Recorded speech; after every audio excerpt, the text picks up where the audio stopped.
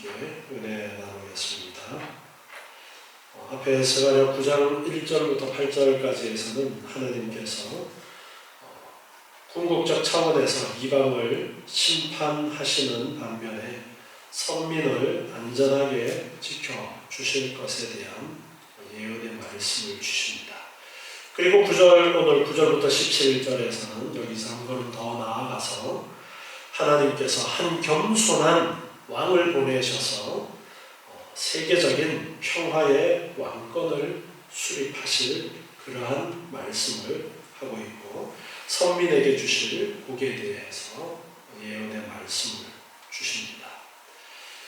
하나님의 택한 백성들, 지금 배경이 바벨론의 포로로 잡혀갔다가 돌아온 그들이죠. 그들이 지금 성전을 짓고 있었고, 다시 성전 재건이 끝난 후에 여러 시간이 지난 다음에 또다시 하나님께서 이 말씀을 주십니다.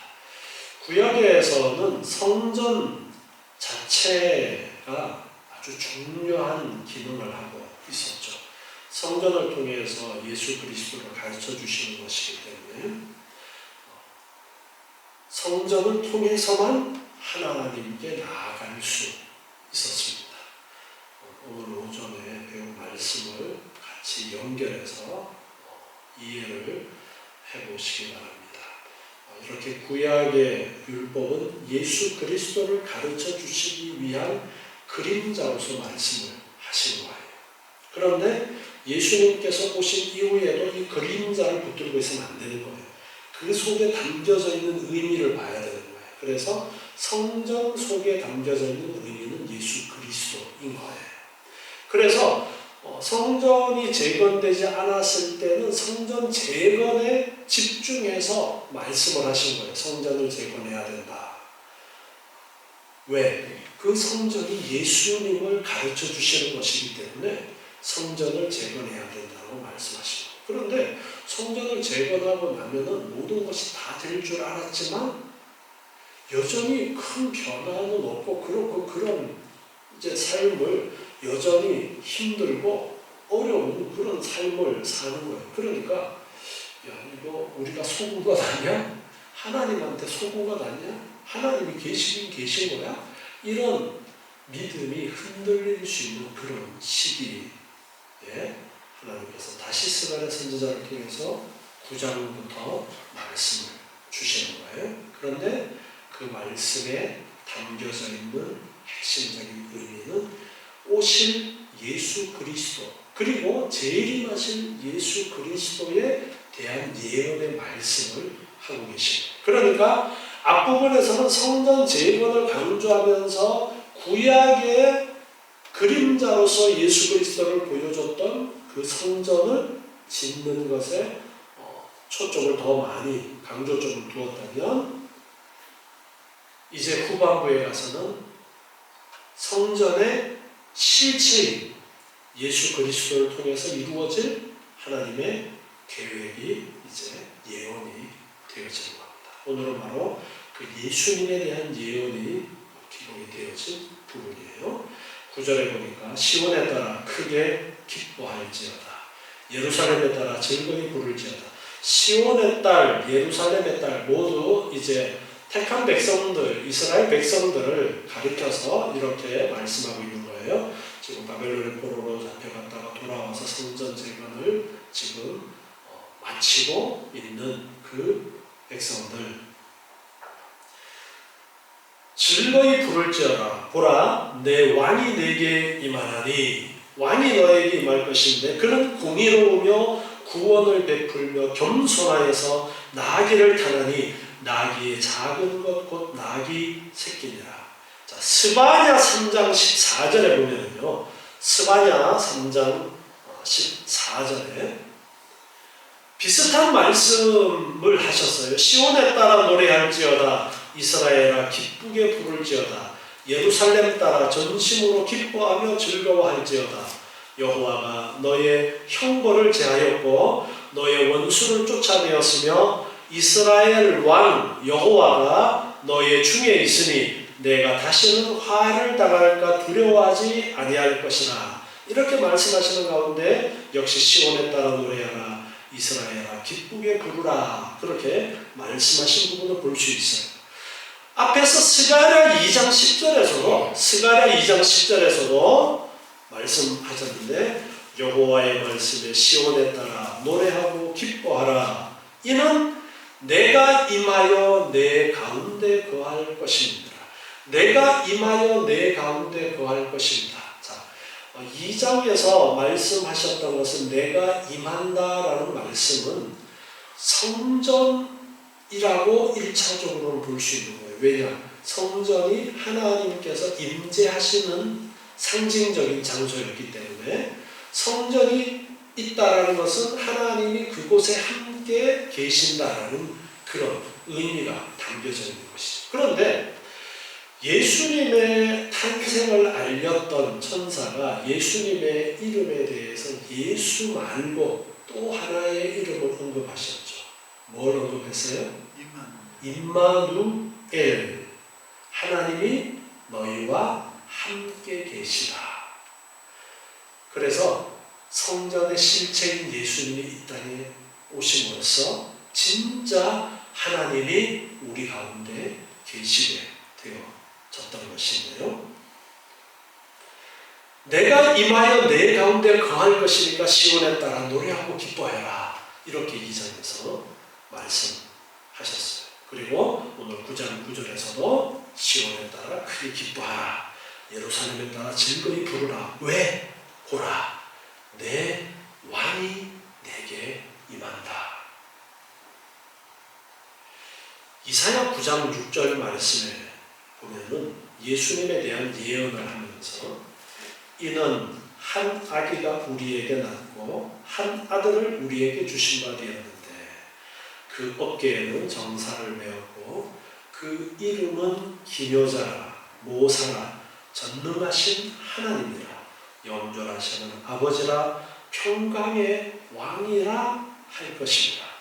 그 정사와 평강에 더함이 무궁하며 또 다윗의 위에 앉아서 그 나라를 굳게 세우고 자금 이후 영원토록 공평과 정의로 그것을 보존하실 것이다.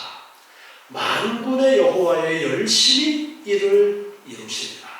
여기에서도 한 왕에 대해서 언급하고 있어요. 그런데 오늘 스가랴 9장 9절에서 보라, 내 왕이 너에게 임하는데 그는 공의롭고 구원을 베푸는 분이고 겸손해서 나귀를 타는데 나귀의 작은 것 곧 나귀 새끼를 탄다.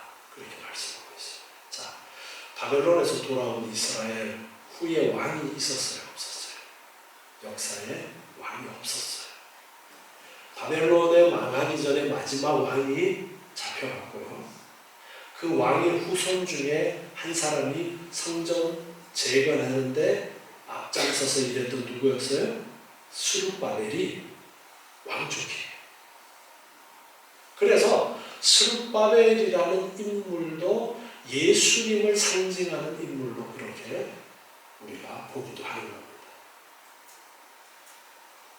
그런데 한 왕이 나겠다. 누구를 이야기하는 것이었어요? 바로 다윗의 자손으로 오신 예수님을 이야기하는 거예요.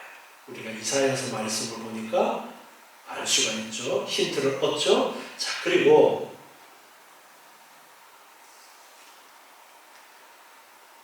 마태복음 21장 2절부터 말씀을 보면 예수님께서 이 예언되었던 말씀대로 행하신 부분이 있어요. 우리 잘 알고 있는 내용인데요.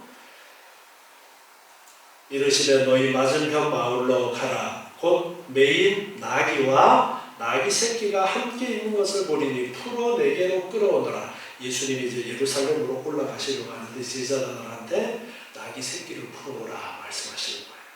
만일 누가 무슨 말을 하거든 주가 쓰시겠다 하라. 그러면 즉시 보내리라. 이는 선지자로 하신 말씀을 이루려 하심이라. 시온 딸에게 이르기를 내 왕이 내게 임하나니 그는 겸손하여 나귀 곧 멍에 매는 짐승의 새끼를 탓도다 하라 하였느니라. 바로 오늘 본문 스가랴 9장 9절 말씀을 지금 말씀하고 있는 거예요.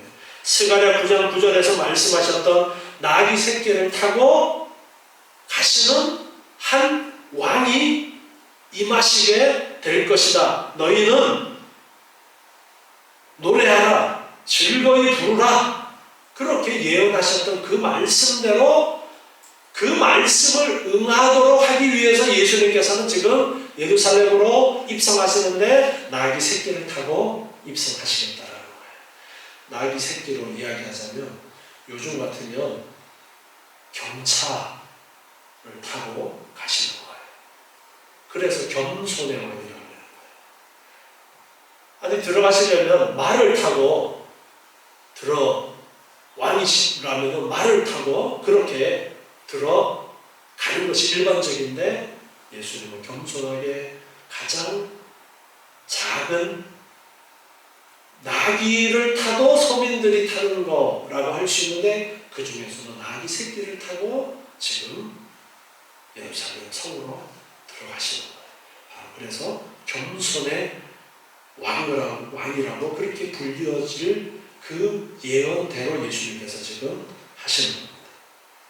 그래서 제자들이 나귀 새끼를 끌고 와서 이제 7절에 나귀와 나귀 새끼를 끌고 와서 자기들의 겉옷을 그 위에 얹으며 예수께서 그 위에 타시니 무리의 대부분은 그 겉옷을 길에 펴며 다른 이는 나뭇가지를 베어 길에 펴고 앞에서 가고 뒤에서 따르는 무리가 소리질러 가로되 호산나 누구의 자손이요? 다윗의 자손이요 찬송하리로다 주의 이름으로 오시는 이여 가장 높은 곳에서 호산나. 지금 우리를 구원하소서. 호산나의 의미는 그런 의미입니다. 요한복음 12장 15절을 보면요, 요한복음 12장 15절에 이는 기록된 바 시온 따라 두려워 말라 보라 너의 왕이 나귀 새끼를 타고 오신다 함과 같더라. 제자들은 처음에 이 일을 깨닫지 못하였다가 예수께서 영광을 거두신 후에야 이것이 예수께 대하여 기록된 것임과 사람들이 예수께 이같이 한 것인 줄 생각났더라.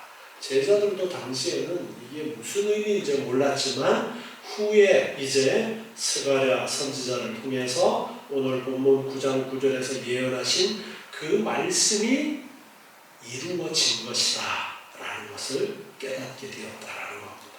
그래서 스가랴 선지자는 지금 이렇게 겸손한 왕으로 오셔서 다윗의 계보를 잇는 왕으로 오실 그 왕, 공의롭고 구원을 베푸시는 겸손한 예수님에 대해서 지금 오실 것을 예언하면서 이렇게 겸손한 왕이 오실 것이니까 너희는 기뻐하고 너희는 즐거워해라 찬양하라 지금 그렇게 말씀하고 있습니다. 스가랴 9장 10절 보니까 내가 에브라임의 병거와 예루살렘의 말을 끊겠고 전쟁하는 활도 끊으리니 그가 이방 사람에게 화평을 전할 것이요 그의 정권은 바다에서 바다까지 이르고 유브라데 강에서 땅 끝까지 이르리라. 에브라임이라는 것은 북이스라엘의 대표되는 그러한 부족입니다. 에브라임. 그리고 예루살렘이라고 하면 남유다의 도시, 이스라엘을 남유다가 예루살렘 지역을 차지하고 있었고 북쪽 이스라엘의 수도는 사마리아였죠. 남쪽의 수도가 예루살렘이었고요. 그 예루살렘이라는 말은 남유다를 대표해서 지칭하는 것으로 볼 수 있어요. 즉 하나님의 택한 백성을 통틀어서 지금 말씀하고 있는 거예요. 그래서 에브라임의 병거나 예루살렘의 말과 병거, 왕이 된 자는 말과 병거를 많이 두라 그랬죠. 율법에 많이 두지 말라 그랬어요. 왜요? 당시에 말과 병거는 군사력이에요. 그래서 군사력을 많이 키우지 말라. 왜? 하나님이 보호해 주시고 하나님이 군사가 되어 주시니까 너희들은 왕이 된 다음에 군사력을 키우기 위해서 말을 많이 가지고 오거나 병거를 많이 만들거나 사들이거나 그렇게 하지 말라 하셨던 거예요. 그래서 이 병거와 말이라는 것은 군사력을 이야기하는 거예요. 그런데 에브라임의 병거, 예루살렘의 말을 끊어버리겠다. 그리고 전쟁하는 활도 끊어버리겠다. 그 왕이 오셔서 하시는 일들이에요. 그가 이방 사람에게 화평을 전하고 그의 정권은 바다에서 바다까지 그리고 유브라데 강에서 땅끝까지 오시는 그 메시아의 통치권이 바다에서 바다까지 유브라데 강에서 땅끝까지라는 이 표현은 온 세계를 지칭하는 그런 표현이에요. 그래서 온 세상에 그 다스리심에 그 권세가 미치겠다 그 말씀을 하시는 거예요. 그래서 이방 사람에게도 화평을 전한다라는 말씀을 하고 있습니다. 미가서 4장 2절부터 말씀에 보면은 미가서 4장 2절에 곧 많은 이방이 가며 이르기를 오라 우리가 여호와의 산에 올라가서 야곱의 하나님의 전에 이르자 그가 그 도로 우리에게 가르치실 것이라 우리가 그 길로 행하리라 하리니 이는 율법이 시온에서부터 나올 것이요 여호와의 말씀이 예루살렘에서부터 나올 것입니다. 그가 많은 민족 중에 심판하시며 먼 곳 강한 이방을 판결하시리니 무리가 그 칼을 쳐서 보습을 만들고 창을 쳐서 낫을 만들 것이며 이 나라와 저 나라가 다시는 칼을 들고 서로 치지 아니하며 다시는 전쟁을 연습하지 아니하고 각 사람이 자기 포도나무 아래와 자기 무화과나무 아래에 앉을 것이라 그들을 두렵게 할 자가 없으리니 이는 만군의 여호와의 입이 이같이 말씀하셨습니다. 이 미가서의 예언처럼 그렇게 평화로운 시기가 되도록 하시겠다라는 말씀을 하고 있는 겁니다. 예수님께서 오셔서 그렇게 평화로운 그러한 나라를 이루시겠다. 그런데 신약 시대에 초림하신 예수님께서 이루신 것은 이 상태가 아직 다 완성되지 않았죠. 그래서 여기 이 말씀은 예수님의 재림으로 말미암아 온전하게 이루어질 하나님의 나라를 내다보고 거기에 대해서 예언으로 주신 그 말씀으로 우리가 이해를 할 수가 있습니다. 이처럼 예수님께서 오실 것을 예언하고 예수님께서 오셔서 이루실 그 일들을 지금 스가랴 선지자를 통해서 구약의 이스라엘 백성들한테 지금 말씀하고 있는 거예요.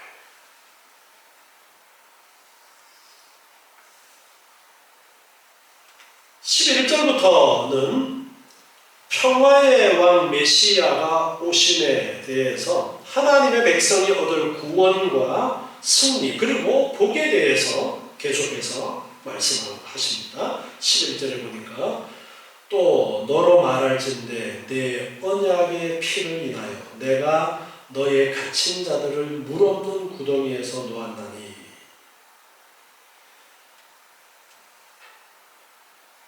이제 다시 이스라엘 백성들 약속의 자녀들 그들을 향해서 1차적으로 말씀을 하시는데 내 언약의 피 때문에 내가 너의 갇힌 자들을 물 없는 구덩이에서 놓는다 말씀하십니다.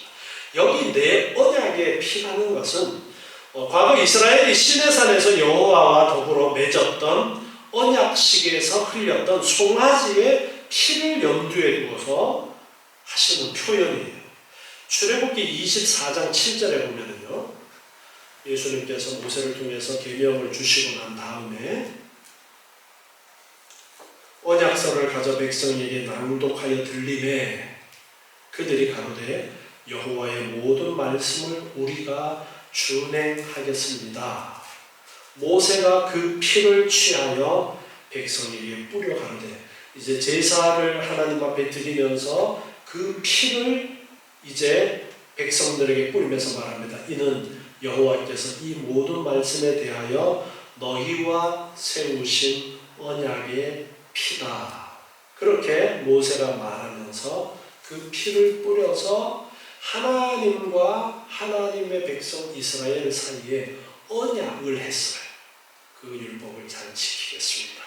너가 이 율법을 잘 지키면 하나님께서 복을 주시고 지키지 않으면 하나님이 벌을 내리신다. 그것이 구약의 율법이에요. 그렇게 하나님께서 약속하셨습니다. 그 언약의 피를 말씀합니다. 이스라엘을 징계하시고 심판하신 것도 그들이 언약을 배신했기 때문입니다. 그렇지만 마침내 하나님께서는 그들을 구원하시고 회복해 하시는 것도 바로 그 언약, 그 언약의 피, 그때의 그 약속의 피 때문입니다. 궁극적으로 이제 성취가 되어지는 것은 그 언약의 피가 상징하는 것이 무엇이었냐는 거예요. 구약시대 때 짐승을 잡아서 흘린 그 피를 가지고 언약을 하면서 하나님께서는 이 피를 보고 내가 너희와 언약을 한다 라고 했을 때 그 피가 상징하는 것이 누구의 피를 상징하는 것이었어요? 예수님의 피를 상징하는 겁니다. 그래서 그들이 비록 그 율법을 올바로 지키지 못했기 때문에 하나님께서 그들을 다 멸하셔야 당연하지만 하나님께서 그 약속 때문에 그 언약의 피가 상징하는 예수 그리스도의 피로 예수님께서 오셔서 그 일을 이루실 것을 하나님께서는 염두에 두고 이스라엘 백성들과 그 짐승의 피를 가지고 약속을 하신 것이기 때문에 그 피의 효력은 짐승의 피였지만 그 속에 담겨진 의미는 예수 그리스도의 피가 의미하는 것이기 때문에 그래서 예수님의 그 피로 인해서 하나님께서는 내가 너희 갇힌 자들을 물 없는 구덩이에서 놓았다 말씀하십니다. 이게 어떤 표현이냐면 물 없는 구덩이, 사람을 구덩이에 집어넣어요. 우리나라는 옛날에 사람 빠뜨려 죽일 때 어디에 많이 집어넣었어요? 저는 안 죽여봐서 모르겠는데요. 왜 우물에 막 빠뜨려 죽이기도 하고 막 그랬다 그러잖아요. 우물에 빠뜨려 죽이면은 거꾸로 처박혀서 물에 빠져 죽을 수도 있지만 우물 속에 들어가 보신 분 계셔요? 안 들어가 보셨어요?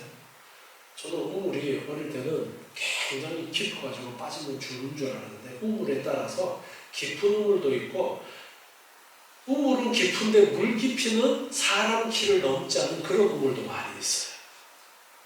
그런 우물에 빠지면은 거기서 살 수 있겠어요? 없겠어요? 살아날 수 있겠죠. 그런데 물이 있으니까 살아날 수 있어요. 물 없는 구덩이. 이스라엘 지방에는 물 없는 구덩이가 많이 있어요. 물 없는 구덩이라는 이 표현은 들어가면은 밖에서 누가 꺼내주지 않으면 결국에는 죽는 구덩이. 그런 의미가 여기 담겨져 있습니다. 그래서 물 없는 구덩이에서 놓는다라는 이 표현은 누군가가 밖에서 건져낸다라는 의미가 담겨져 있는 거예요. 우리의 구원을 생각해 보세요. 우리의 구원. 우리가 율법을 지켜서 구원을 얻을 수 있어요? 없는 거예요. 그런데 마치 물 없는 구덩이에 던져진 것과 같은 그런 상황입니다. 그런데 우리를 밖에서 누군가가 구원해 주는 거예요. 그것이 언약의 피 때문에 예수 그리스도의 그 피 때문에 우리를 구원해 주신다. 그 말씀을 지금 하시는 거예요.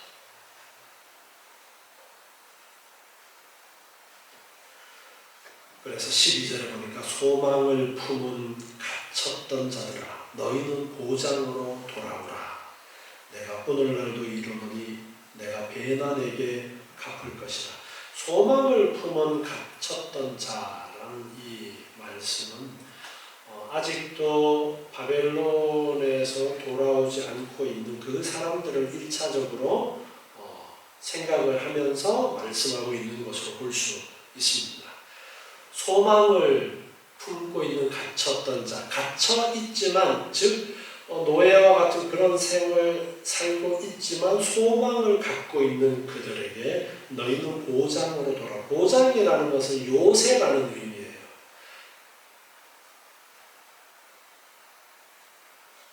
보장으로 돌아오라. 지금 이제 약속의 땅 이 예루살렘 성전이 있는 그곳을 하나님이 함께 하시기 때문에 그것이 바로 요새라고 할 수 있고 보장이라고 할 수 있기 때문에 그리로 돌아오라 라는 이 말씀입니다. 그 속에 담겨진 의미는 하나님께로 돌아오라, 그 의미가 담겨져요. 그러면서 소망을 품고 갇혔던 자들아 너희는 보장으로 돌아오라. 그러면 내가 배나 갚겠다. 배나 갚는다라는 이 표현도 딱 2배만 줄게 그런 의미가 아니라 넉넉하게 많이 갚아주시겠다 그런 의미를 담아서 말씀합니다. 하나님께로 돌아오면 하나님이 몇 배로 넘치도록 갚아주시겠다 그렇게 말씀하십니다. 내가 유다로 당긴 날을 삼고 에브라임으로 먹인 살을 삼았으니, 자 이번에는 앞의 말씀과는 조금 다른 그런 뉘앙스의 말씀을 하십니다. 10절에서는 이제 무기가 다 필요 없는 그 세상을 말씀하셨는데, 다 꺾어버리겠다 말씀하셨는데, 지금 여기서는 유다로 활을 삼고 에브라임으로 화살을 삼겠다 그렇게 말씀하고 있어요. 시온아, 내가 내 자식을 격동시켜서 헬라 자식을 치게 하고 너로 용사의 칼과 같게 하겠다. 헬라는 그리스를 이야기하는데요. 시온아, 내가 내 자식을 격동시켜서 헬라 자식을 치게 하겠다. 이것은 이스라엘 자손들의 후손으로 헬라 자손들의 후손을 치도록 하겠다라는 이 말씀. 결국에 이 말씀은 하나님께서 이방 지역을 복음으로 정복하시는 것을 말씀하고 있는데, 역사 속에서 과연 이 말씀대로 이루어진 어떤 예가 있었는가를 찾아보면은 실질적으로 이스라엘이 헬라, 즉 그리스에게 큰 타격을 주었던 사건이 있었어요. 제사장 마타디아스와 그의 5 아들이 주축이 되어서 유대인을 박해하고 성전을 더럽힌 헬라의 셀류쿠스 왕조를 예루살렘에서 몰아내고 독립전쟁을 이제 독립정권을 쟁취했던 마카비 혁명이라는 것이 있는데요. 뒤에 이제 일어나는 역사인데, 1차적으로는 그 이루어질 마카비 시대에 이루어질 그 부분을 예언하신 것으로 그렇게 이해를 할 수도 있습니다. 실질적으로 헬라를 물리친 일이 있었어요. 그렇지만 하나님께서 말씀하시는 것에는 궁극적인 의미가 무엇인가를 우리가 알아야 됩니다. 궁극적인 의미는 결국에는 예수님께서 오셔서 이스라엘에서부터 복음이 전 세계로 퍼져나가게 되어져요. 여러분, 헬라라는 말 많이 들어보셨죠? 헬라, 헬레니즘이라는 말도 같이 연관되어져 있는 것인데, 유럽의 문화라고 하면은 그 문화의 근간이 무엇이냐 했을 때 그리스 문화예요. 로마가 지배를 했음에도 불구하고 그리스 문화가 그 기반이 됩니다. 그만큼 이 그리스, 헬라라는 나라가 중요한 위치를 차지하고 있는 거예요. 그런데 그 헬라 문화가 다스리고 있던, 예수님 당시에도 로마가 식민 지배를 하고 있었지만 언어는 어떤 언어가 공통어였냐면 헬라어였어요. 그래서 신약 성경이 헬라어로 기록되어진 거예요. 그렇기 때문에 그 헬라 문화권에 있는 지역으로 결국 복음이 전파되어질 것이다 라는 그러한 예언의 말씀으로 우리가 이해를 할 수가 있는 것입니다. 14절에 보니까 여호와께서 그 위에 나타나서 그 산을 번개같이 쏘아내실 것이고 주 여호와께서 나팔을 불리시며 남방 회리바람을 타고 행하실 것이다. 이스라엘이 무기가 되어서 싸우는 그곳에 하나님이 함께 하셔서 하나님이 직접 싸우시겠다라는 말씀을 지금 하고 있습니다. 만군의 여호와께서 그들을 호위하시리니 그들이 원수를 삼키고 물맷돌을 밟을 것이며 그들이 피를 마시고 즐거이 부르기를 술 취한 것 같이 할 것인즉 피가 가득한 동이와도 같고 피 묻은 제단 모퉁이와도 같을 것이다. 여기에 이 표현은 대적들과의 전쟁에서 크게 승리해서 그 승리의 기쁨을 만끽한다라는 그런 의미의 표현이에요. 하나님께서 함께 하셔서 싸움에서 승리하도록 하겠다라는 거예요. 예수님께서 오신 이후 계속해서 이루어지는 그 싸움은 겉으로 일어나는 전쟁이 아니라 영적인 전쟁이 지금도 계속 이루어지고 있습니다. 그런데 그 영적인 전쟁에서 우리가 승리합니까? 패합니까? 승리합니다.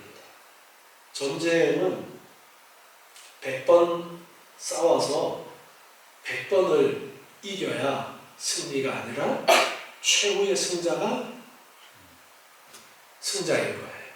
그래서 의인은 7번 넘어져도 8번째 일어난다라는 말씀처럼 결국에는 사탄이 우리를 괴롭히면서 영적인 싸움 가운데 우리가 때로는 넘어지는 것 같고 우리가 패하는 것 같아도 결국에는 예수님께서 승리하시기 때문에 우리는 승리하게 되어집니다. 그 말씀을 기억하면서 이 예언의 말씀을 보면 영적인 그 의미를 우리가 잘 이해할 수 있을 것입니다. 16절에 계속 보니까 이날에 그들의 하나님 여호와께서 그들을 자기 백성의 양떼같이 구원하시리니 그들이 멸류관의 보석같이 여호와의 땅에 빛나리라. 하나님께서 보호해 주심으로 결국 어떻게 되느냐 하니까 멸류관의 보석처럼 여호와의 땅에 빛날 것이다 말씀하십니다. 영광을 얻게 될 것을 말씀하십니다. 우리가 하나님의 나라에서 영원히 영광을 누리면서 살아갈 그 때를 말씀하고 있습니다.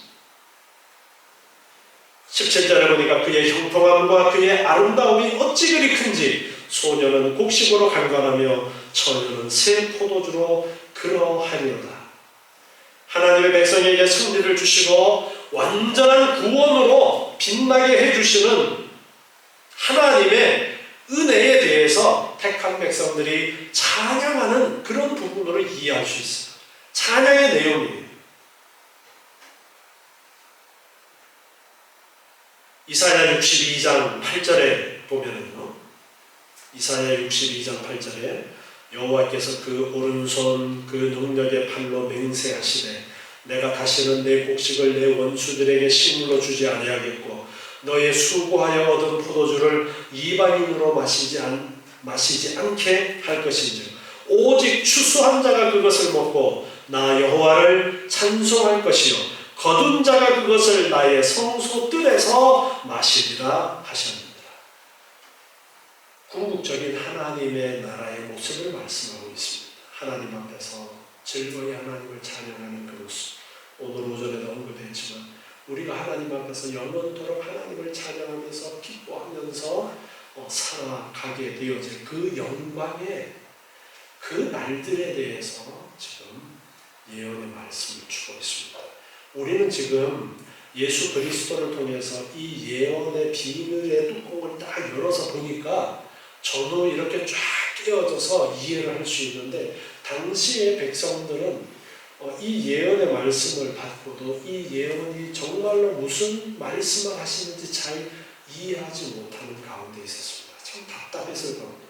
제자들마저도 예수님이 나귀 새끼 타고 들어가시는 그 장면에 그 의미를 제대로 이해 못했다가 나중에야 이해했다고 하잖아요. 우리는 이 비밀을 뚜껑을 열어서 볼 수 있다는 것이 얼마나 감사합니까? 지금 우리는 다시 오실 예수님을 고대하고 있습니다. 다시 오실 예수님은 이 구약의 예언이 차곡차곡 이루어진 것처럼 반드시 오실 것입니다. 그리고 우리에게 그 영원한 영광의 하나님의 나라가 열려질 것입니다. 영광의 하나님의 나라를 바라보시면서 하나님이 주신 은혜 가운데 참된 자유를 누리고 감사하고 기뻐하면서 하나님의 자녀답게 살아가시는 여러분 되시기 바랍니다. 기도하겠습니다.